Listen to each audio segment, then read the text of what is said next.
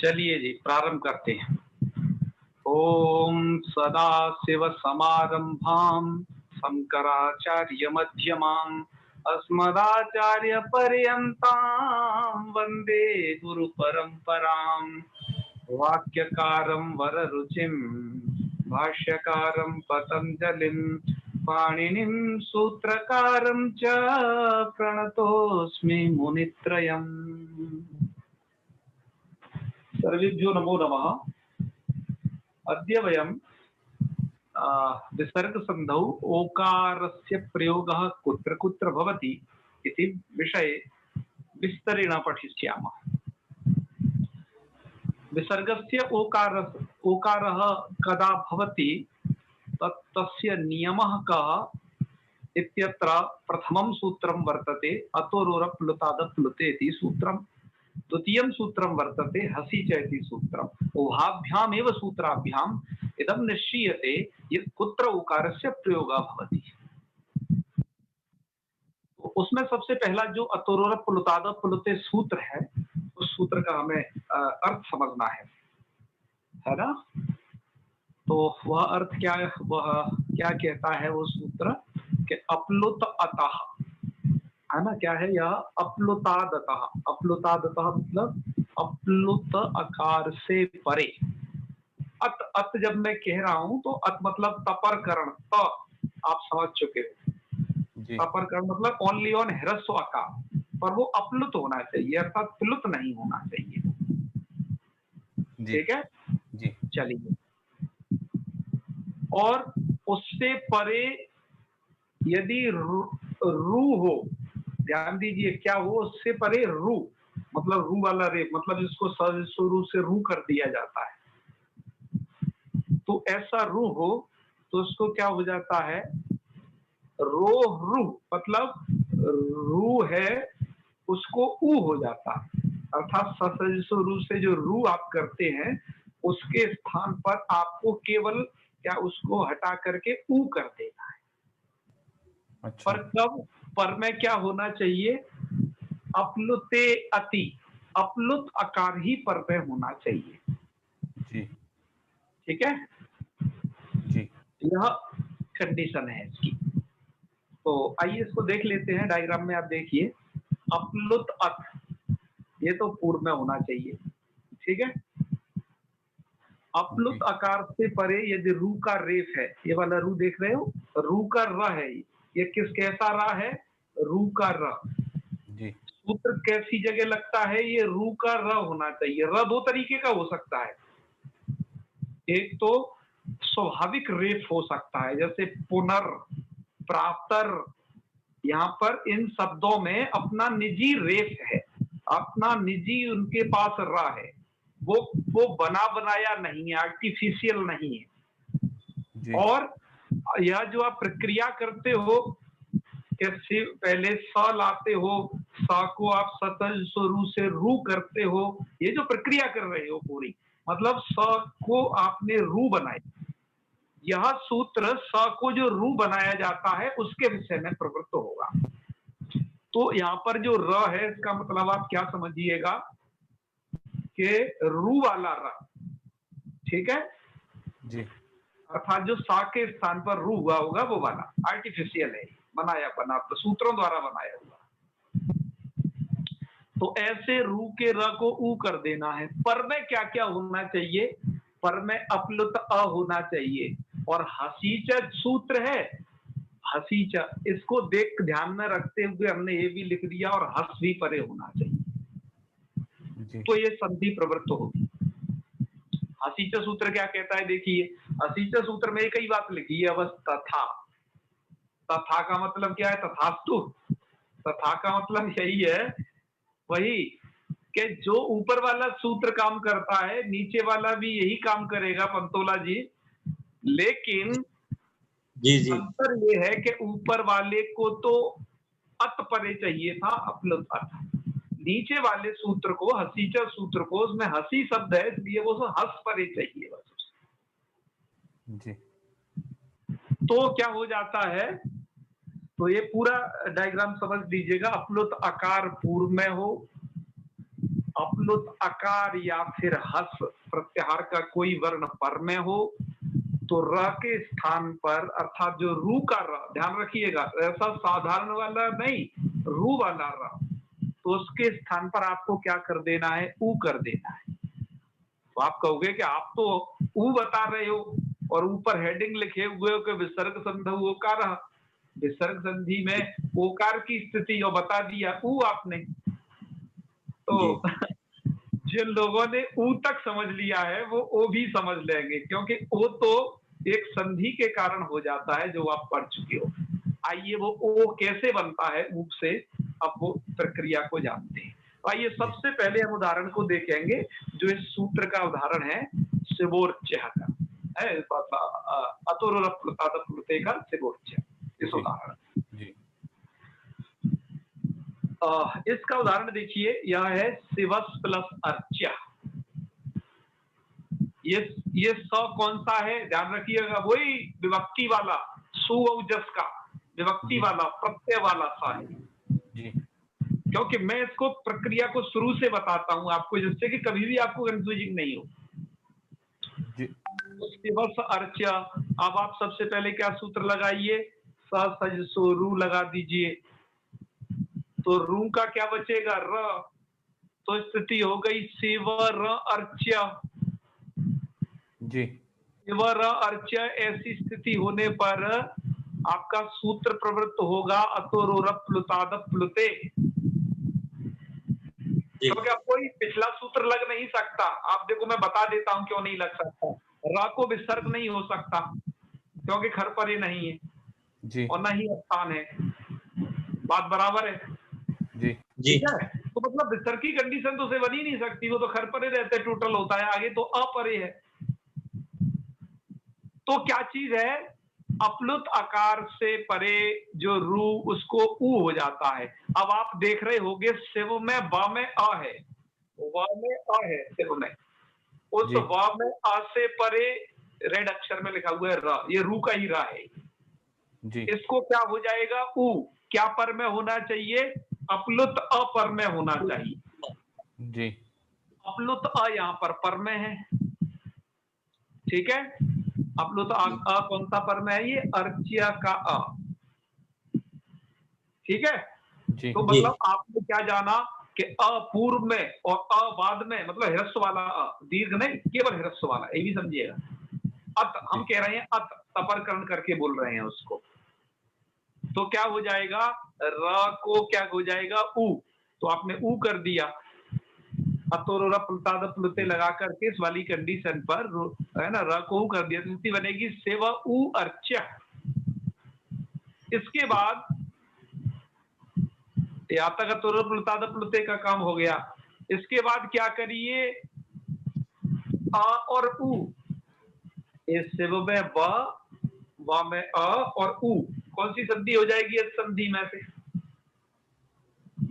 व के बाद ऊ है, मतलब व में गुण संधि हो गई, संधि हो जाएगी, ठीक है सूर्यकांत जी जी, धन्यवाद बालकृष्ण जी। तो गुण संधि हो जाएगी, तो गुण संधि पूर्व और पर दो वर्णों के स्थान पर होती है, तो आ के स्थान पर प्लस ऊ के स्थान पर क्या हो जाएगा, ओ बन जाएगा जी। ओ बन जाएगा तो स्थिति हो जाएगी आपकी ये वाली शिवो अर्च्या, क्या हो जाएगा, शिवो अर्च्या। अब एक संधि और हो जाएगी, पदांतादति से पूर्व रूप, क्योंकि शिवो क्या हो गया, ये शिवो हो गया पदांत एंग, एंग है ना ओ बाद में, तो पदांत एंगम से परे यदि क्या हो, ह्रस्वकार पर में होता है, तो ह्रस्वकार पर में मिलेगा ही यहाँ पर, क्योंकि अत परे रहते ही सूत्र कहता है हमेशा मिलना है जी। तो क्या हो जाएगा, एंग पदांतादति से पूर्व रूप हो जाएगा, तो यह जो नीचे रूप लिखा है आपका शिवोर्च्या, यह रूप बन जाएगा, पता नहीं समझ में जी। तो यह कैसा उदाहरण था, अतोरप्लुतादप्लुते का, के अपलुत आकार पहले हो, अपलुत आकार ही बाद में हो, और बीच में यदि सजसो रू से यदि रू वाला है, रा है, तो उसको ऊ कर देना है आप। जी सारी समझ में? जी चलो अब ऐसे ही दूसरा उदाहरण देख लीजिए, हसीचा वाला। हसीचा वाले उदाहरण में क्या है, वही है सेम, एक चीज बदली है, पर वाले वर्ण बदल गए हैं। अब अपलुतकार से परे रू को ऊ होता है ना, तो सबसे पहले आइए स्टार्ट हो जाइए यहाँ से कि शिवस प्लस वद्या। हाँ जी पत्तोला जी क्या कह रहे हैं? ये अतोरोरप प्लुता प्लुते में हाँ शिव और उसके बाद ऊ ठीक है, हाँ यहाँ तक तो ठीक है, और उसके बाद अर्चा है, तो यहाँ वकार भी पूर्ण है, मतलब अकार सहित है, लेकिन जैसे ही हम उसके नीचे ऊ को ओ किया हमने तो वकार में हलंत्य आ गया। हलंत क्यों आ गया? क्योंकि जो गुण हुए का आदेश होता है वो दो वर्णों के स्थान पर होता है, पूर्व और पर। अच्छा, ये बताया तो था ना पूर्व वहाँ? पर ये संहिता के पूर्व पर होंगे कि एक दो, मतलब यही एक साथ वाले पूर्व पर, ये डाउट आ गया। पूर्व पर का मतलब यही है कि पूर्व में है शिव में ब में अ और पर में है उ, इन दोनों इसके स्थान पर गुण होगा। ठीक है ना? ठीक, बिल्कुल। हाँ इसलिए उसको हमने हलंत लिख दिया जब, क्योंकि ये मैंने क्या बताया था आपके जो अच संधि है वो दो प्रकार की है। एक तो इस प्रकार की है जहाँ एक के स्थान पर एक ही अच बैठता है, एक ही स्वर, और दूसरी संधि प्रकार की है, दो भेद किए थे। दूसरी संधि इस प्रकार की है जहाँ दो वर्णों के स्थान पर मिलकर एक वर्ण बैठेगा। जी ठीक है, रिकॉल करिए उन सब बातों को तो ये लग जाएगी। चलिए अब आगे है आपका शिवस प्लस वंद्या है। अब ये सा है विभक्ति वाला सा है शिवस में।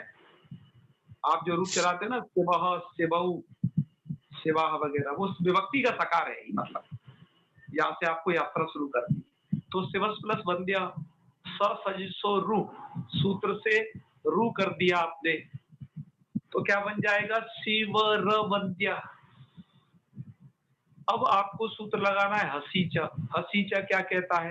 अपलुतकार से परे रू को ऊ, रो रूह स्यात्, रू मतलब रू को ऊ हो जाता है। तो जो भी ये रू को ऊ कर रहे हैं ना, तो इनका रू को मतलब है कि वो र को, क्योंकि अनुबंध हटा करके आपको काम करना होता है। ठीक है, तो रो रू स्यात् मतलब रू को ऊ हो जाता है। तो ठीक है जी, हमने कर दिया। कह रहे हस परे होना चाहिए। क्या होना चाहिए? हस पर में। तो हस है, वंद्या का वह हस पर में है, तो इसलिए क्या हो गया? रू को कर दिया ऊ, तो स्थिति बन जाएगी शिव ऊ वंद्या। ओके जी। अब ऐसी स्थिति में क्या करना है? शिव ऊ वंद्या, व में है अ, उधर आगे ऊ एच परे मिल गया, तो आध गुणा लग जाएगा वर्ण से एच परे रहते, तो वही ओ हो जाएगा। तो स्थिति हो जाएगी शिव ओ वंद्या, आध गुणा के बाद मिला देंगे तो बन जाएगा शिवो वंद्या। क्या बन जाएगा यहाँ? शिवो वंद्या। तो यहाँ तो इतने सारे जो वर्ण हमने लिखे हैं, ये वर्ण पर में होने चाहिए, और पूर्व में ध्यान रखिए, पूर्व में क्या हो? ह्रस्व आकार मात्र, तब इस संधि की कंडीशन बनेगी। है जी, क्या क्या कह रहे हैं? तो यहाँ बोकार का आकार है। आपकी आवाज हमें साफ नहीं आ रही है, आप न बोले, क्योंकि आपकी ध्वनि हमें साफ नहीं आ रही है, हमारे किसी भी श्रोतागण को साफ नहीं आ रही है। आप अपना प्रश्न लिख के पूछ लें। ठीक है, हाँ। ये हाथ किनके खड़े हैं? थोड़ा डाउट हो बताइए। सूर्यकांत जी नाम लीजिए। राधा शर्मा जी। जी राधा शर्मा जी। नमो नमः महोदय। मेरी पिछली 2-3 क्लास ना छूट गई थी, तो मुझे ये चीज पूछनी है, ये जो आपने शिवस लिखा है, तो यहाँ पर स का मतलब क्या विसर्ग है? क्या है स का मतलब? स का मतलब जैसे ये शब्द है, आपने ये सह वो विसर्ग है, मतलब जैसे शिव यहाँ सबका ये आचार्य है। व्यवस्थित का सकार है, इस सकार को विसर्ग वगैरह या एक किस कंडीशन में पहुंच सकता है, आप हमारी शुरुआती 2 क्लास जरूर देखें, तब अपने प्रश्न करें। अच्छा, नहीं अगर जैसे ठीक है, हो सकता है फिर मेरा वो प्रश्न समझ में आ जाए। ठीक है, मैं शुरू की 2 क्लास जरूर देखूंगी। अब देखना, फर्स्ट वाली क्लास देखना तो बहुत ही ज्यादा जरूरी है, क्योंकि पहले में ही सबसे जो जिस प्रकरण की शुरुआती फर्स्ट क्लास होती है, हम उसको ऐसा पढ़ाते हैं कि पूरे प्रकरण का ज्ञान हो जाए उससे, और तब वो से देखना बहुत अनिवार्य है। तो आपको इस प्रकार की शंका रहेंगी नहीं बिल्कुल भी। ओके, ठीक है सर। आप उन्हें देखें, फिर हमें पूछे, हमें कोई दिक्कत नहीं। दूसरा नाम लीजिए जी। बालकृष्ण जी। गुरुजी प्रणाम। जी महादेव। गुरुजी मैं यह कह रहा था कि इसमें जो हर्ष वकार है, यहाँ पे बोला है अपलुत, यानी कि प्लुत भिन्न, तो जी, जी। केवल प्लुत भिन्न बोला, तो गुरुजी इसमें जो दीर्घ नहीं आ सकता क्या?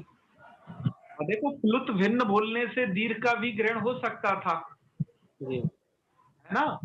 जी पर जी जी। दीर्घ का भी ग्रहण ना हो इसलिए अत मात्र बोल दिया, हाँ, तब प्रकरण।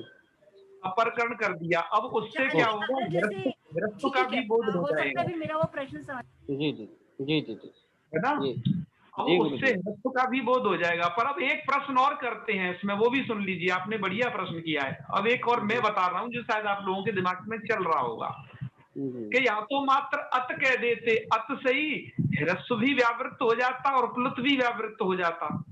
वो सॉरी, जी, मैंने बोल दिया, दीर्घ। दीर्घ भी व्यावृत्त हो जाता और प्लुत भी व्यावृत्त हो जाता, जी जी जी क्योंकि अत कहने से। तो अपलुते पद का क्या प्रयोजन है, तो हम आपको जी बताएं कि अपलुते पद का जो प्रयोजन है यहाँ पर नहीं चर्चा किया है जी लव सिद्धांत कौमुदी में, अपलुते पद के प्रयोजन की। सिद्धांत कौमुदी में भी एक दूसरे प्रकरण पर इसकी बात चर्चा की गई है, इस सूत्र पर नहीं की गई है। जी आपके लिए आपको इसमें देखना है तो काशिका वृत्ति का अवलोकन करें कि अपलुतेश पद के ग्रहण का प्रयोजन क्या है। काशिका वृत्ति में इस बात को बहुत स्पष्ट तरीके से लिख दिया है। जी आप लोगों के समझने के लिए तो बस इतना ही पर्याप्त है इस सूत्र में कि अत जी पूर्व में हो और अत ही पर में हो, अतुर अपलुतादत्ते के लिए। ठीक है ना?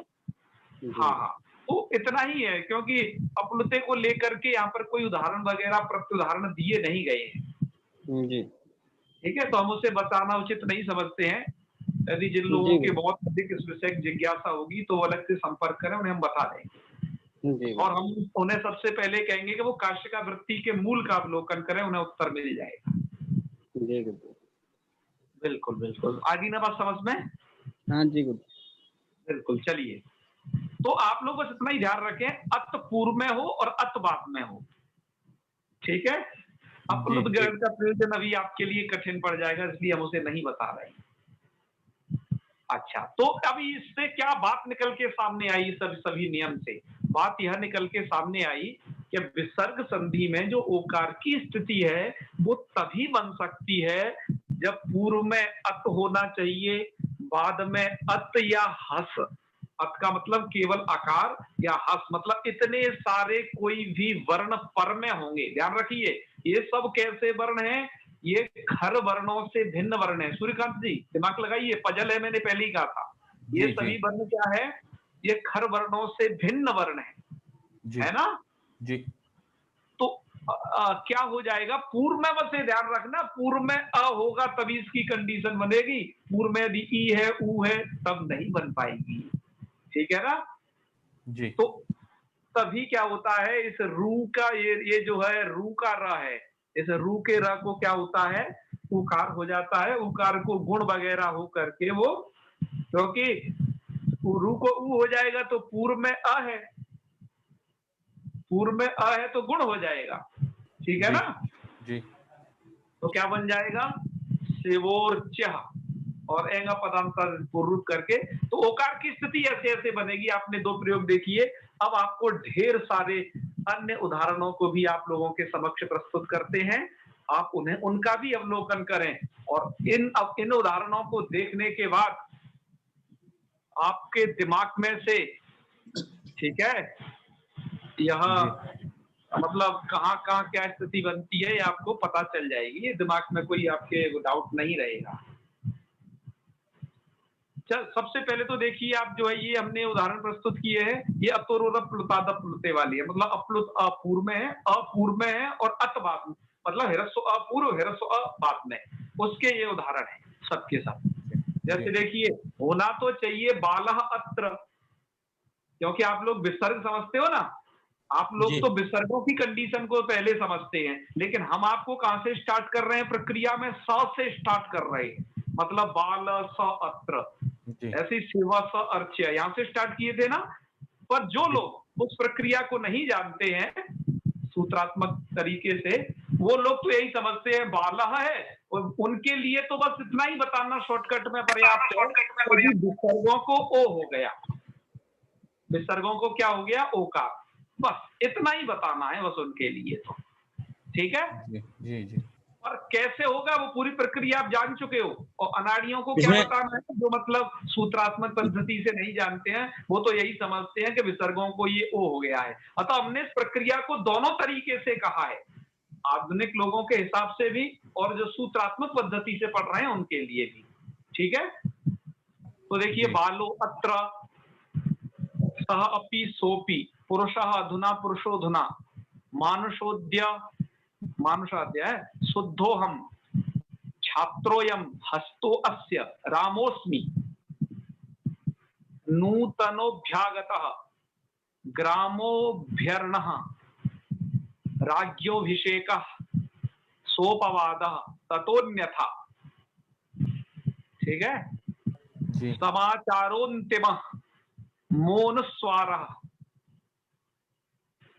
ज्येष्ठोनुजः शांतो नलः वचनोनुनाशिका, आपने एक सूत्र पढ़ा था मुखनाथ का, वचनोनुनाशिका जी, और शुभोधोषी और न्यूनोषी, ठीक है। उदाहरण समझ गए सभी, ये अतुरोरप प्लुताद प्लुते के उदाहरण है जहां विसर्गों को ओ बनेगा। अब हम अगले उदाहरण वो प्रस्तुत कर रहे हैं हसीचा वाले, कि वहां पर भी ओ बनेगा विसर्गों को, पर वो हंस के परे रहते बनेगा। क्या कह रहे हैं पंतोला जी, बदतु जी। मैं कह रहा था जो इसमें ये बालोत्र लगा ना, हाँ, जैसे बालोत्र में हमने ये अतोरोरप प्लुताद प्लुते लगाया, तो पूर्व रूप भी हो गया ये, इसलिए इसमें हमको अवग्रह भी दिख रहा है। अवग्रह भी दिख रहा है यहाँ पर, ये जरूर होगा इस संधि में, बिल्कुल। अच्छा, पूर्व में भी आ हो, पर में भी आ हो, ह्रस्व उभयत्र, ये इसकी कंडीशन है। तो इसमें तो पूर्व रूप और बीच में फंस जाए विसर्ग तो ओ बना दो उसको। जी जी जी, लेकिन मैं कह रहा हूँ इसमें पूर्व रूप भी हो रहा है, लेकिन जो कंडीशन बनी है वो विसर्ग के कारण बनी है, इसलिए इसको हम विसर्ग संधि में मानेंगे, ऐसा? बिल्कुल बिल्कुल जी जी, नहीं तो हम वो भी मान सकते थे, मैं ये कहना चाह रहा था, किंतु उसको हम नहीं मान सकते क्योंकि विसर्ग के कारण बना। बिल्कुल, यहाँ तो क्या क्या हो गया देखो, गुण भी हो गया। जी जी, आद गुणा हुआ जी। ये सब हुआ उसके कारण ही जो है, अतोरोरप प्लुताद प्लुते के कारण जो विसर्ग संधि मतलब र के स्थान पर कुछ करता है, तो इसलिए यहाँ पर तो 3-4 का मिश्रण हो गया है। जी जी, तो हम मानेंगे उसी को, हाँ मानेंगे, ये उत्तु विधायक ही कहेंगे इसको हम। यस कहोगे संधि यही। तो आप इसे इसको तो आप बढ़िया से प्रयोग करते होगे, मुझे पता है, इसको तो आप कर लेते होगे खूब, लेकिन पता नहीं था। हाँ बिल्कुल, और अच्छे से करेंगे आप उसे, कोई बात नहीं है। मुझे आओ वाले में डाउट था भैया, जब हम लोग इसको पढ़ते थे, कुछ लेखन सीखते थे ना, अनुवाद, तो किसी ने बताया था कि जब व्यंजन वर्ण हो तो बिना देखे कर दिया करो, वो 2-4 जगह गलती होगी इतना चलेगा, लेकिन जहां आज तो वहां मत करना, ऐसा। लेकिन भी बता दे रहे हैं, व्यंजन वाली स्थिति जो हस प्रत्याहार के परे रहते आए, वो बनेगा, वो भी आप देखिए अभी करते हैं। एक बार प्रतिभा पांडे जी का प्रश्न ले लेते हैं। हाँ जी बताइए। जी गुरुजी प्रणाम। जी हर हर महादेव। मैं ये पूछना चाह रही थी गुरुजी, ये हश जो प्रत्याहार है, क्या इन्हें मृदु व्यंजनानी भी कहते हैं? यस यस, आपने ये संस्कृत भारती वाली पुस्तक में पढ़ा है, ये मृदु व्यंजनानी के नाम से है। जी जी जी हाँ, बहुत पहले पढ़ा था कभी। हाँ, जी नहीं नहीं, वो उस किताब में ऐसा ही लिखा हुआ है, मैंने उसका भी अवलोकन किया था आज, जी तो उसको भी देखा था। जी, अच्छा, तो चलिए धन्यवाद। अब आइए हसीचा के उदाहरणों को थोड़ा गौर कर लेते हैं। ध्यान रखिएगा, यहाँ पर भी स्थिति वही रहेगी, अपूर्व में होगा और हस प्रत्याहार का वर्ण कोई बाद में होगा, तो बीच में यदि विसर्ग फंस जाएगा तो वो ओकार में बदल जाएगा। जी इला जी क्या कह रही है बताइए। अपूर्व में जो हो होकार का उत्तर जो होकार है वो है ना क्या क्या जो ओ कहाँ है? एक मिनट आचार्य जी। सरोज जी आप पहले हाथ उठा लीजिए कीजिए, ऐसे बीच में अचानक से बोलते हैं फिर मुझे म्यूट करना पड़ता है हर बार। अभी इला जी से पूछा गया है ना, तो आप इला जी को प्रश्न करने दीजिए। नियम का पालन करना है। इला जी ने हाथ उठाया था, हम उनके बोलने की प्रतीक्षा कर रहे थे और आप बीच में बोल पड़े। हाँ, नमो नमः। मैं ये पूछ रही थी कि ये मृदु व्यंजनानी वाली बात समझ नहीं आई मेरे। अच्छा अच्छा, हाँ जी मृदु व्यंजन और कर्कश व्यंजन, हाँ जी, ये समझ नहीं आई बात।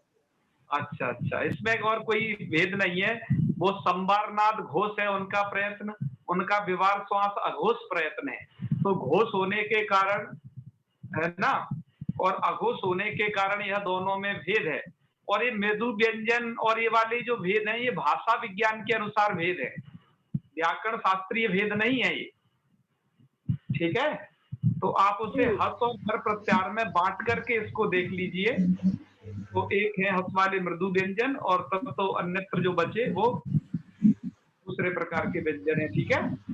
जी जी जी, तीव्र व्यंजन भी कह सकते हैं। जी बिल्कुल। अब बताइए सरोज कुमार जी, अब आपका नंबर है। सर जो ओ है ना ये मुझको पता नहीं चलता है, जो होकार उत्तरवर्ती ओ है जो ओ है ना ओ अप्लुत अ। हाँ वही अत मतलब ह्रस्वकार, वही अपलुत। Okay sir. हाँ, अब देखो क्या हुआ, अब आगे के उदाहरणों का अवलोकन करें। ये पहला जो है हकार के परे रहते हैं। देखो राम हसती था, और रामा में म में अ है या नहीं है, पूर्व में अ है, राम प्रयोग होता है वैसे तो अकेला जब होता है तो, लेकिन यदि आगे हस प्रत्याहार का कोई वर्ण होगा, हैंड डाउन कर लीजिए सरोज जी, हाथ नीचे, यदि हस प्रत्याहार का कोई वर्ण होगा तो इसमें आप देख रहे होंगे हस प्रत्याहार के सभी वर्ण एक साथ लिख दिए हैं, आधे इधर और आधे इधर, सबका एक साथ उदाहरण प्रस्तुत कर दिया है, देख रहे हैं ना, एक साथ सबका उदाहरण। तो इसलिए हमने इसको स्क्रीनशॉट लिया हुआ है धैमी व्याख्या से, और हम इन व्याख्याकारों को क्या कहें, इनका जितना प्रशंसा करते हैं उतनी कम है। इतना सारी चीज लिख करके चले गए आप लोगों के लिए, पका पकाया रख करके, कि आप लोग तो बस उन्हें पढ़ लीजिए, हम इनके बहुत ऋणी हैं इस कार्य के लिए। तो यहाँ पर रामो हसती, यकार यदि देखो यकार है ना याति में, तो बालो याति, वंद्या तो आप समझ ही गए वो वंद्या, बालो रौती, यहाँ र पर में, और पूर्व में अ है सब में, ये ध्यान रखना सबसे, जैसे ओकार की कंडीशन के लिए पूर्व में क्या है अ, जैसे बालह बुध सब जगह वही अकारांत शब्द है वो सब। उसके बाद बुधो लिखती, अब इन्हें पढ़ते जाइए, यकार का कुछ नहीं बना तो एक क्या, बालो यकारम पश्यति, मूर्खो मुह्यति है, देखते जाइए सबको, कोणोपदेश धातु, कोणोपदेश धातु, को नमति ईश्वरम, झका वृक्षो झंझया पतिता, वृक्ष जो है झंझा से पतित हो गया। झंझा किसको कहते हैं कि जब पानी वाली, मतलब पानी और आंधी दोनों एक साथ आ जाए, तूफान है ना, तो ऐसी वृष्टि को झंझावात कहते हैं। जी वही। सूर्यो भाति नित्यमेव गगने तस्मै नमः कर्मणे, तो सूर्यो भाति है, और घ का ढ का थ का ये सब उदाहरण देख लीजिए। को बालः नरो गच्छति, ड और द का है नृपो दाच्छति। तो अब आपको क्या प्रयोग करना है, रामा गच्छति नहीं करना है कभी, रामो गच्छति करिए। क्यों जी, नरो गच्छति है ना जैसे। जी जी हाँ, बालको हंसी में- गच्छति। हंसी में ठीक ठीक तो पूर्व अभी में क्लियर हो गया आपको एकदम। जी जी तो मैं समझता हूँ कि आपको ये संधि एकदम क्लियर हो गई होगी। बहुत बहुत चलिए, और यदि आपके कोई प्रश्न है बताइए, फिर हम आगे बढ़ रहे हैं अगली संधि में फटाफट से। राधा शर्मा जी। हम लोगों ने ना स्कूल में हम इसको ऐसे पढ़ते हैं कि यदि किसी शब्द से पहले अ विसर्ग हो और बाद में किसी भी वर्ग का तीसरा, चौथा, पांचवा वर्ण या फिर य, र, ल, व, ह में से कोई भी वर्ण होता है तो विसर्ग को उ और फिर उ का हम ओ बना देते हैं। बिल्कुल बिल्कुल वही बात है भाई, क्योंकि मैंने जो बताया हस प्रत्यार में वही वर्ण आते हैं, वर्ग के पंचम, वर्ग के तृतीय, चतुर्थ और और अंतस्थ और हा। जी ठीक है ना, वही बात है। जो मतलब इस व्याकरण के प्रत्यारों को नहीं जानता उसे वैसे ही बताना पड़ेगा, पर जो प्रत्यार को जानता है उसके लिए अभी जो डायग्राम प्रस्तुत किया था बस उतने से ही काम चल जाएगा। चलिए बहुत जी ललित भैया। हाँ ललित भैया भैया मेरा प्रश्न था रौती कहाँ, जैसे रोदिति बनता है, रौती कहाँ बनता है? रोने के अर्थ में है शायद, लेकिन ये भी रू शब्द धातु है। अच्छा अच्छा, इसके रूप ध्यान है आपको, मतलब कुछ जैसे लट लगा खूब ध्यान है जो है। एक मैं आपको इसका एक पद्य सुना रहा हूँ। अभिराज राजेंद्र मिश्र जी साहित्य के बहुत बड़े विद्वान हैं, कवि हैं। उन्होंने एक गीतिका बनाई है, कजरी, मतलब जो सावन में गाई जाती है, वो सुनिए। उन्होंने कजरी किया है। हाँ, कजरी एक विधा है गाने की। उन्होंने क्या कहा है, उन्होंने कहा है रू शब्द धातु से बनेगा ये। रौति को किला मदाल सार साल तरऊ गो पिता तमाल तरऊ रे। रौति को किला मदाल सार साल तरऊ गो पिता तमाल तरऊ रे। क्षणे पल्लवम निपीय, क्षणे पल्लवम निलीय मंजरी रसम निपीय, क्षणे पल्लवम निलीय मंजरी रसम निपीय। तो यह जो कजरी आप सुन रहे थे, इसमें सबसे पहले रौति कोकिला मदालसा रसाल तरु गोपिता तमाल तरु। जी जी मदेन आलसा मदालसा कोकिला रौति। रौति इत्युक्ते शब्दम करोति, रू शब्दे। जी जी कहां पर के शब्द कर रही है? रोने के अर्थ में नहीं है, मतलब शब्द करने के अर्थ में है। शब्द करने अर्थ में, तो शब्द करना ये होता है उसको, है ना। जी जी हाँ, तो आपको ये रूप धातु मिल जाएगी। अदादी गण की हम पढ़ेंगे, इन सबको चिंता नहीं करें, बिल्कुल एक एक चीज क्लियर होगी। आगे नाम लीजिए, आगे जल्दी से। अमर कुमार जी। महोदय नमो नमः। हाँ जी नमो नमः। महोदय ये कह रहे थे कि जो ये शंका थी हमको कि सीओ चौराहे में जो आपने वो कर दिया, फिर खंडाकार कर दिए उसमें पहला सूत्र में, तो एक दत्त से हुआ है वहाँ पर, एक दत्त से। जी, तो यहाँ पर महोदय, यहाँ पर जो वो है जो फॉर्म है, तो उसको यहाँ पे खंडाकार नहीं होगी, इस सूत्र से नहीं हुआ है ना, जो पहले जो सूत्र लगाया है। हो जाएगा खंडाकार, आ को ही खंडाकार होता है। एंगा पदांतदति वाली वो संधि को आप भूल चुके हो शायद। नहीं महोदय, शंका था इसलिए पूछ रही है, मतलब वो ये जब लगेगा तब ना यहाँ पर हो जाएगा खंडाकार। यदि सुनिए ध्यान से, ए या ओ पूर्व में रहते हैं, बाद में अ होता है, तभी खंडाकारा की स्थिति बनती है ना, वो भी पदांत होने चाहिए। और एंगा पदांतदति के नियम को स्मरण करिए। जी जी वही पूछना था मुझे, मतलब यहाँ पर नहीं होगा, इस सूत्र रहेगा तो होगा जी। वाको कैसे हो जाएगा? ठीक है, हाँ वाको नहीं होगा भाई, वहाँ कोई संधि थोड़ी ना विवाह के साथ। जी जी आगे नाम लीजिए। धन्यवाद जी। श्याम सुंदर जी। हाँ श्याम सुंदर जी। बड़े भैया प्रणाम। महादेव कहिए। ये अतोरो रपलुता दपलुते में जो अतो है वो भी इसी प्रकार से अतो बना है ना? अत अस रपलुता दपलुते ओकार हो गया है वही। अत को अस अत सार रा को उ और उ को गुण। हाँ यस यस। अच्छा ठीक ठीक, यही मैं पूछ रहा था। अरे गजब गजब, आनंद आ गए, क्या बात है। प्रणाम प्रणाम बड़े भैया। महादेव। तो चलिए आगे बढ़ते हैं। हम है राधा जी, आप हाथ नीचे कर लीजिए, आप पूछ चुकी हैं। आगे बढ़ते हैं। अब मित्रों आगे हम जो पढ़ने जा रहे हैं ये बहुत ही ज्यादा प्रयोग होने वाली संधि है, लेकिन कोई इसे करता नहीं है, बल्कि करना चाहिए, मैं ही मानता हूं। विसर्ग संधौ रकार या कहिए रेफ, र की स्थिति कहां होती है? मित्रों आप जैसा देखते होंगे कि हर स्लाइड पर सूत्र होते थे, इस स्लाइड पर कोई सूत्र नहीं है। अर्थात यह जो र कहां होता है इसके लिए आपको बचे कुचे नियम समझने होंगे। बस जो आप पढ़ चुके हो ना वो बचे कुचे नियम समझ जाओगे तो ये र की स्थिति समझना।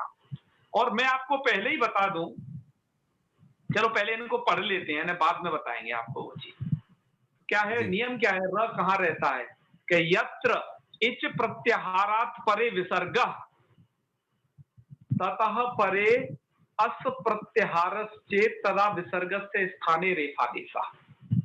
इसका मतलब क्या हुआ कि जहां पर इच प्रत्याहार से परे विसर्ग होगा, इच प्रत्याहार से परे विसर्ग, ध्यान रखिए मैं क्या कह रहा हूं जी। आकार को छोड़ करके सभी स्वर इच प्रत्याहार में आ जाते हैं। इच से परे यदि विसर्ग होगा और उससे परे क्या होगा? अस। क्या होगा उससे परे? अस। तो विसर्ग के स्थान पर रेफादिश कर दीजिएगा। आइए डायग्राम में झांक लेते हैं थोड़ा सा। ये हो गया आपके इच प्रत्याहार के वर्ण के, ये वर्ण तो पूर्व में हो। देखो पूर्व पर वाली बात चलने लग गई। मैंने जो आपको कल संकेत किया था कि विसर्ग संधि में पूर्व का भी महत्व है, पर का भी महत्व है, ठीक है, पर के वर्णों का भी। यदि पूर्व में ई उ री ली ए ओ ऐ औ या कोई वर्ण है और यदि पर में क्या है ये अस प्रत्याहार जी है। अब आप समझ लेना वर्ग के कौन कौन से अक्षर आते हैं, क्या पूरे तो स्वर आ रहे हैं और हस प्रत्याहार के वर्ण आ रहे हैं, ठीक है जी। तो क्या हो जाता है? विसर्गों को र हो जाता है। ये विसर्गों को र हो जाता है का मतलब ये मैं उनके लिए बता रहा हूं जो सूत्रों को नहीं समझते हैं, जो डायरेक्ट यही समझते हैं कि हाँ भैया यहाँ विसर्गों को र हो गया। सूत्रात्मक पद्धति वालों को मैं अभी जस्ट थोड़ी देर में बताऊंगा कि ये कैसे किन सूत्रों द्वारा ऐसा संपन्न हुआ। अभी मैं केवल एक नियम बता दे रहा हूं उन लोगों के लिए जिन्हें सूत्र की समझ नहीं है ना, वो लोग एक सीधा प्रतिपादन कर सकते हैं कि हाँ भैया ऐसा होता है। ये सबसे पहला नियम है जो आपको बताया। सबसे फर्स्ट नियम क्लियर, समझ गए जी। दूसरा नियम क्या है? यत्र अकारात परे, इसका मैं डायग्राम नहीं बनाया हूं पर वो भी आप समझ लेना कि यत्र अकारात परे। देखो यहां पर तो जो बात है इसमें अकार नहीं है जी पूर्व में। अच्छा मैं अब जो बात कर रहा हूं क्योंकि अकारात परे मतलब पूर्व में अकार हो और बाद में क्या होना चाहिए? विसर्ग होना चाहिए। कौन सा विसर्ग? रजातः विसर्ग। मतलब यदि अकार से परे रजात विसर्ग है, आप कहोगे ये कौन सा आप विसर्ग बता रहे हो रजात विसर्ग? तो उसको मैंने आगे कहा है कि रू इत्यस्मात् भिन्नो विसर्ग, रू से भिन्न विसर्ग। तो कहा कि ऐसा भी कुछ है क्या रू से भिन्न विसर्ग हो? तो मैं अभी आपको जस्ट इस पाठ को जब पढ़ाना आज स्टार्ट किया था तो मैं आपको बताया था कि आपके वैसे तो मैं आपको बता चुका हूं कि सजात विसर्ग, रजात विसर्ग, मजात विसर्ग और नजात विसर्ग जो 4 कैटेगरी हैं। सबसे पहले दिन जो आपको विसर्ग संधि पढ़ाई थी उसके डायग्राम में बताया था जी जी। तो सजात विसर्ग का तो यह मतलब होता है कि रू से उत्पन्न होना चाहिए वो विसर्ग, क्यों? एक प्रक्रिया है, रू से उसे रू होना जी। तब तो रू से उत्पन्न विसर्ग होगा।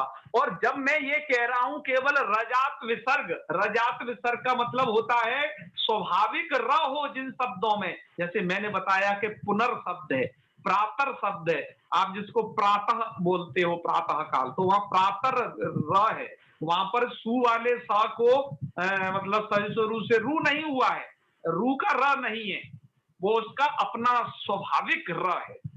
प्रातर में, पुनर् में, है ना, जैसे पुनः पुनः पठती, ऐसे स्थलों के लिए मैं बता रहा हूं यहाँ पर। तो ये मैं जो बात कर रहा हूं रजात विसर्ग, रजात विसर्ग का मतलब है रू से भिन्न विसर्ग यदि होगा, समझ आया जी। ततः परे, उससे परे यदि अस प्रत्याहार है, मतलब यही आगे की परे वाली स्थिति तो सेम है, परे वाली स्थिति तो सेम है। तो अब क्या हो जाएगा, तब ऐसी स्थिति में यदि रजात यदि विसर्ग है तब उसको भी क्या हो जाएगा, र हो जाएगा। मतलब विसर्ग को क्या कर देना है, आपको र कर देना है, ठीक है जी। हाँ। अच्छा, ये मैं का ये नियम अलग से क्यों बताया, कि मैं अलग से इसलिए बता रहा है ये नियम कि यदि पूर्व में जहां अकार होता है, ठीक है जी, और पर में यदि वो विसर्ग रू वाला यदि विसर्ग होगा तो वहां पर अभी आपका सूत्र लग जाएगा, अतोरोरप्लुता दप्लुतो, या फिर आगे हस परे होगा तो हसीचा लग जाएगा जी। तो इसलिए मैं से ये नियम इसलिए बताया आपको को दोनों ही वो जो सूत्र हैं वो रू के र को ही ऊ करते हैं। मैं क्या कहना हूं, फिर से सुनिए, वो दोनों सूत्र रू के र को ही ऊ करते हैं। अब आपको ध्यान देना है, रा में भी आपको भेद करना है कि वो रू का र है या फिर अपने किसी शब्द का स्वाभाविक र है, जी, ठीक है जी। तो यदि स्वाभाविक र है तो उसको क्या कर देना है, मतलब स्वाभाविक जहां रजात विसर्ग है ऐसा यदि विसर्ग हो और वो र से उत्पन्न विसर्ग हो तब उसको आप तब भी र कर सकते हो। इन दोनों के उदाहरण में प्रस्तुत करूंगा। मैंने यहाँ पर एक ये ततः परे का है, मैंने उपदमानी कर दिया है आप लोगों के लिए, ठीक है कि हम ऐसे अर्ध विसर्गों का प्रयोग करना चाहिए अपने लेखन में, ततः परे है अस प्रत्याहार चेत, ऐसे प्रयोग करना चाहिए। आइए हमने अभी जो दोनों नियम पढ़े इनके उदाहरणों को देख लेते हैं तो आपको क्लियर होगा। इनके उदाहरणों को देखें ध्यान से, और आप अब पढ़ रहे हो पजल दिमाग अपना लगाना जरूर। तो इसके उदाहरण कहाँ चले गए, ये है, ठीक है। सबसे पहले तो ये वाला देखिए, हरिही प्लस अयम, पहले ई आ गई ना और बीच में विसर्ग फंस गया और बाद में अ है, तो क्या बन जाएगा, हरि रयम। ये वाली संधि नहीं करते हैं लोग, कान थोड़ा खड़े करें, मैं जो क्या कह रहा हूं कि ये वाली संधि करने में किचकिचाते हैं अच्छे खासे विद्वान, वो तो विसर्ग लगा के ही छोड़ देते हैं। विसर्ग नहीं लगाना है, ध्यान से सुनिए। पूर्व में ई है और मैंने जो वर्ण वहां पर बताए थे डायग्राम को द्वारा से देख लेना और इसका भी स्क्रीनशॉट लेके रखना, मिलान करना, बार बार इनको देखना, क्योंकि आप विसर्ग संधि मैंने क्या बताया पूरा पजल है, ये गणित है। अब पूर्व में है ई और बाद में है अ, हरिरयम। श्री ही असौ तो श्री रसौ, गुरु उवाच, विसर्ग किसमें बदला, र में, तो गुरु रुवाच। ऐसे ही बधू ऐसा तो बधू रेसा, पूर्व में क्या है उ, बाद में क्या है ए, बीच में क्या है विसर्ग, तो र में बदलेगा। क्या क्या परे होना चाहिए, अस परे होना चाहिए, मैंने नियम आपको बता रखा है। अस प्रत्याहार को बस दिमाग में रखना है ना जी। ऐसे ही ये उदाहरण देखिए, संस्कृति ऐसा संस्कृति रेसा, वेरी गुड, सही है। हरि ही गच्छति, हरिर गच्छति। अब ध्यान रखिए ऐसा क्यों, र क्यों हो जा रहा है वहां पर। अच्छा, यहाँ र हरिर गच्छति में विसर्ग नहीं मतलब विसर्ग नहीं रह सकता है, ठीक है ना, वो र में ही बदलेगा जी। नित्य ऋषि घटयति, ऋषिर घटयति इत्यादि ऐसे बनेंगे। और नीचे कुछ देखिए टिप्पणी में दिए हैं जहां पर उकार है, मातुरर्चा, मातुहु अर्चा ऐसा था, तो मातुरर्चा। रवे हे उदय तो रवे हृदय, देवहि रुक्तम प्रभोरादेश, गौरयम, गौरयम का मतलब है गौहु अयम, यहाँ पर पूर्व में है औ, और बाद में है अयम का अ, तो अस्परे होना चाहिए। और पूर्व में क्या होना चाहिए? इच। मैंने इच प्रत्याहार आपको बताया, मतलब आकार को छोड़ करके बाकी के सभी स्वरवर्ण पूर्व में होने चाहिए। और इन्होंने सही पकड़ा है, रोरप प्लुता, अतो रोरप प्लुताद प्लुत जो सूत्र है ना, श्याम सुंदर जी ने लिख के भेज दिया है, वही है। अब आप पकड़ गए, नस नस खोल दोगे आप संधि की। अब जी प्रणाम भैया। हाँ, बहुत अच्छे। अब यथा देखिए, और भी देखिए, बहिर्गकार गुरुर जयति प्रभुतैर झंकारई कतिपयैर गकारई नवीनैर डमरुभि गौर ढौकते। और भैया पढ़ लेना आप, ये हरेर दर्शनम निर्धना है ना, नी धना निर्धना, दुह नीति दुर्नीति निर्बंधा निर्भया। और मुहु प्लस मुहु, ये मोहस अव्यय है, मुहुस नाम का ये, तो इसको क्या बन गया? मुहुर मुहु। पुनः पुनः भी ऐसे विष्णु लीयते विष्णुर लीयते वायु वाति वायुर्वाति प्रभु हसति प्रभु हसति। इन सबको दिमाग में रखना भैया, समझे? तो आपने क्या जाना, ये र की स्थिति कब बनती है? र की स्थिति बनती है कि पूर्व में इच हो, पर में अस हो, और बीच में यदि आप विसर्ग प्रयोग करना चाहते हो तो मत करिए, आप उसके स्थान पर र प्रयोग करिए। और हाँ, अभी एक चीज तो और बतानी है आपको। अब वो वाला जहाँ स्वाभाविक र है, अर्थात ये तो सभी अभी जो बताया ये ससर्जित रू से उसे रू हुआ, ये रू वाला र था। अब मैं उन शब्दों को और आपको दिखा दूं जहां पर स्वाभाविक र है, उनको और देख लीजिए एक बार, फिर आपके प्रश्नों को लेंगे। इन्हें देखिए, ये है वो शब्द।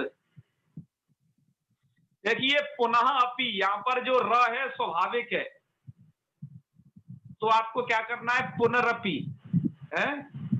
आप एक संस्कृत गीत पढ़ते हो, गृहे गृहे च पुनरपि है, तो पुनः अपि, पुनः आगतः पुनरागतः, इष्ट काम संसिद्ध्यर्थम पुनरागमनाय च है, जो आप देवताओं को विदा करते समय इस मंत्र को पढ़ते हो उसमें। ऐसे ही पुनर्गच्छ, पुनर्घमंडः, भ्रातः युद्धस्व, तो भ्रातर युद्धस्व। भ्रातर में क्योंकि भ्रातृ शब्द है ना, री, तो उसका र अपना स्वाभाविक रहता है। भ्रातर, भ्रातर शब्द है ना, गुण वगैरह होकर भ्रातर बनता है, तो भ्रातर युद्धस्व। ऐसे पुनर्लब्धा, मातः वंदे, तो मातर वंदे, पुनर्हसति पुनर्हसति, है ना। और इसमें प्रातः वो नहीं दिया है ना, प्रातः के आगे भी यदि हस रहेगा तो यही बनेगा। और प्रातः के यदि कालह ले आए तो कालह तक का खर पर है तो तत्काल विसर्ग बन जाएगा। पुनरपि जननम पुनरपि मरणम, यह आपने सही पकड़ा, ठीक है। ये चीज अभी आपने समझी। अच्छा, अब लोगों को मैंने कहा था ना, ये उन लोगों के लिए मैंने बताया है कि जो सूत्रों की समझ उतनी नहीं रखते हैं प्रॉपर। अब सूत्र वाले लोग समझिए क्या है, सूत्र वाले लोग समझे। सूर्यकांत जी, दरअसल ये र कैसे हो जाता है, मैं आपको इसकी सही प्रक्रिया करके बताता हूँ जी। है जी। तो एक उदाहरण मुझे बता दीजिए। आपने भी तो बहुत सारे उदाहरण देखे थे, क्या क्या ले लें? देखिए, हरे गच्छति ले लेते हैं। हरि स गच्छति, पूरी प्रक्रिया को देखना तब कहना, ठीक है जी। हम ये जानते हैं विभक्ति का स है जो शुरुआत में कंडीशन रहती है। इस स को सबसे पहले आपको क्या करना है? स सजो रू से रू करना है, तो करिए जी। रू का क्या बचेगा? र। स्थिति बन जाएगी हरि र गच्छति। ओके जी। चलिए, प्रयोग बन चुका है। अब मैं आपसे पूछता हूँ सूर्यकांत जी, जी, क्या यह खरवसाने और विसर्जनीय लग सकता है? मतलब इसको विसर्ग बना सकता है क्या वो र को? जी खर वाला तो खर तो नहीं है सर वो। हाँ यस, जो ग है वो खर प्रत्यार परे नहीं है, तो इसका मतलब ये विसर्ग बन नहीं सकता, और जब विसर्ग नहीं बन सकता तो ना तो विसर्जनीय से सा लगना है, और बांसुरी वगैरह की तो बात ही छोड़ दो जी। इस र को कुछ भी नहीं हो सकता है। एक बार और सोच लें, अतोर पुलताद पुलते अभी जो पढ़े हो हसीच, वो सूत्र यहाँ लग सकते हैं क्या? नहीं, अ के पर में नहीं है वो। आ चाहिए, इसका मतलब कोई सूत्र लग नहीं सकता स सजसो रू के सिवाय, इसलिए केवल क्या हो जाएगा, र रह जाएगा, और र को यथावत मिला दीजिए, आगे कोई काम नहीं करना आपको, सिर्फ एक ही सूत्र लगाना है स सजसो रू, तो क्या बन जाएगा, र गा के ऊपर चढ़ जाएगा, तो हरिर गच्छति। जी क्या समझे? जी ये र क्यों रह जाता है, उसका यही कारण होता है कि कोई सूत्र लग नहीं सकता, और हमें उन लोगों को क्या बताना पड़ता है कि पूर्व में इच हो, बीच में विसर्ग हो, वस्तुतः विसर्ग की स्थिति तो आनी ही नहीं है, आप लोग उसे सोचेंगे तो बीच में विसर्ग हो और बाद में अस प्रत्यार हो, तो वो र रह जाता है ना? तो बात आई ना समझ में? और अब विसर्ग की, जी मैं कह रहा था विसर्ग की स्थिति केवल तभी आएगी जब हरिस पद अकेले लेंगे हम, गच्छति उधर ऐसा कुछ होगा नहीं लेंगे सब। अब दरअसल क्या है कि जब लोग बोलते हैं ना, तो बोलते समय वो आगे ध्यान नहीं रखते कि आगे कौन सा वर्ण है, तो वो विसर्ग तो पहले ऑटोमेटिक बोल लेते हैं, उसके बाद अगले पद को उच्चारण करते हैं। जी ठीक है ना? तो इसमें अच्छा, और जहां पर स्वाभाविक रेफ है, स्वाभाविक जहां रेफ है वहां तो क्या करना है, वहां तो सर्जिसो रूबी नहीं लगाना, जैसे पुनर्गच्छति, ध्यान दीजिए, क्योंकि वहां तो र ऑलरेडी बना बनाया हुआ है, उस र को ना तो विसर्ग हो सकता है, गच्छति का ग खर पर में नहीं है, पुनर्गच्छति या फिर पुनरागच्छति है ना, तो वहां पर तो र को सीधा मिला दीजिए आगे वाले वर्ण में, अच है तो मिला दीजिए और हल है तो ऊपर चढ़ा दीजिए, बस यही होता है संधि में। तो आप इसे समझ गए ना? जी। इस र जो कहां होता है इसके लिए कोई सूत्र नहीं है, बल्कि सूत्रों से जो बच गया सबसे सब नियमों से बच गया तो केवल र रह गया। क्यों जी?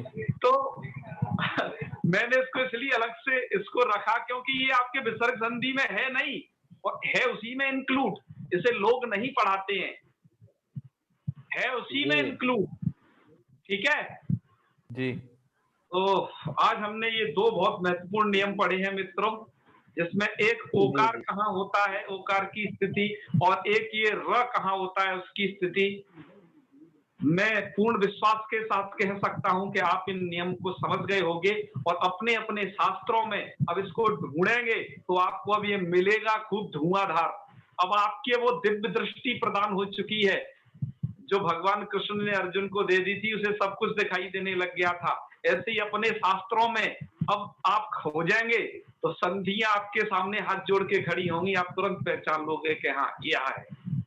ठीक है, तो बस आप इनका अभ्यास करिए और प्राचीन चीजों को, मतलब जो पुराना पढ़ा चुके हैं उसे भूले ना, एक बार वीडियो देख लें हो सके तो, और वीडियो को क्रम करने का प्रयास सूर्यकांत जी कर रहे हैं कि जल्दी से आप ढूंढ करके उसे देख पाए। और सबसे हमारी जो प्रार्थना है वो यही है कि एक बार यदि आप चाहते हो कि मुझे वो विषय आए तो उस विषय को किसी को बता दें, पढ़ा दें, अन्यथा उसका लेखन कर लें जिससे कि वो सुरक्षित रहे, क्योंकि विद्या तो लॉक करने से सुरक्षित नहीं होती है। यह तो कैसा धन है, व्यय कृते वर्धत एव नित्यम, विद्या धनम सर्वधनम प्रदान। मुझे लगता है दो लोगों के कुछ डाउट हैं, डाउट ले लेते हैं। डाउट अवश्य होंगे शायद आप लोगों के हैं, कोई बात नहीं, आप बताइए। नाम बताइए, नाम उच्चारण कीजिए। सूर्यकांत जी क्या है? मनीष जी चलिए सबसे पहले। हाँ मनीष जी का नाम लिया ना मैंने। गुरुजी प्रणाम। महादेव। जी गुरुजी, स्वाभाविक जो रेफ है उसका हमें कैसा पता लगेगा ये स्वाभाविक रेफ है? हाँ, स्वाभाविक का पता कैसे चलेगा, है ना? वो अव्ययों में प्राय आपको मिलेगा। एक तो जैसे पुनर्प्रातर, ये मैंने अव्यय के कुछ उदाहरण बताए, वहां पर आपको पता चलेगा। दूसरी बात, और दूसरे जो है जैसे भ्रातृ शब्द है, भ्रातृ पितृ मातृ जो रिदंत है, इनका भी क्या है आगे गुण होकर के रेफ इनमें स्वयं आ जाता है। वो वाला र नहीं होता है, मतलब रू वाला र नहीं इनमें होता है। जी जी आप जी। जब अजंत पुल्लिंग की प्रक्रिया को पढ़ेंगे और अव्ययों को जान जाएंगे तो आप पहचानने लग जाओगे कि हाँ ये शब्द क्या है, इसमें यही होता है। अच्छा अच्छा अच्छा, बिल्कुल। एक और शंका थी गुरुजी, जैसे अपन ये रेफ का कभी ऊपर रेफ चल जाता है, कभी नीचे आ जाता है। इसके लिए तो जयदीप ने भी आपको बताया, एक नियम बताया है। जैसे हरी में ऊपर चल गया रेफ, हाँ, और हरी अयम में रे पूरा उसमें आ गया, हाँ, तो ये किस कारण से हुआ गुरुजी? वह एक नियम है, हम बहुत पहले से बताते चले आ रहे हैं, जयदीप जी ने भी बता दिया। मैंने याद भूल गया, मैंने आपने बताया था एक बार तो। हाँ, ये आप उसे याद कर लीजिएगा। जब रेफ आगे कोई अचवर्ण को देखता है, जी जी तो, जी जी, तो वह पीछे वाले वह हल होता है तो उसके नीचे चला जाता है, जैसे सम्राट। जी जी जी। सम्राट में क्या है, सम का म हल है, और राट में र के आगे आ है आकार, तो वो माँ के नीचे भाग जाएगा, तो सम्राट। समझ गए। और यदि हल वर्णों को देखता है तो उनके ऊपर चढ़ जाता है। जैसे भी आपने यहाँ पर देखा कि गच्छति का ग हल वर्ण है, तो हरिर गच्छति उसके ऊपर। आप ऐसे याद रखें थोड़ा, है ठीक है ठीक है। राधा जी, गुरुजी श्लोक भी था शायद, आपने बताया था इस रेफ का उच्चारण करने का, एक श्लोक भी बताया था शायद। हाँ, र को उच्चारण करिए, उसकी विविध गतियां हैं। आप ये र की ही तो गति पढ़ रहे हो विसर्ग संधि में, कि रू के र की क्या गति होती है, या फिर जो स्वाभाविक रेफ होता है जहां पर उनकी क्या गति होती है, ये सब वही तो पढ़ रहे हो, है ना? विसर्ग कहाँ करना है, अर्ध विसर्ग, ये सब र की तो ही गति थी, ये जो तमाम बताई आपको। जी जी जी, धन्यवाद। ठीक है, ओके ओके। राधा शर्मा जी, चलिए समापन करें। जी राधा शर्मा जी का एक प्रश्न और है। हाँ जी, बताइए बताइए, शायद वो सुन नहीं पा रही है। चलिए कोई बात नहीं, हम फिर लेंगे। चलिए। ओम सर्वे भवन्तु सुखिनः, सर्वे सन्तु निरामयाः, सर्वे भद्राणि पश्यन्तु, मा कश्चित् दुःखभाग् भवेत्। ओम शांति शांति शांति। सर्वेभ्यो नमो नमः। शुभ रात्रि। नमो नमः।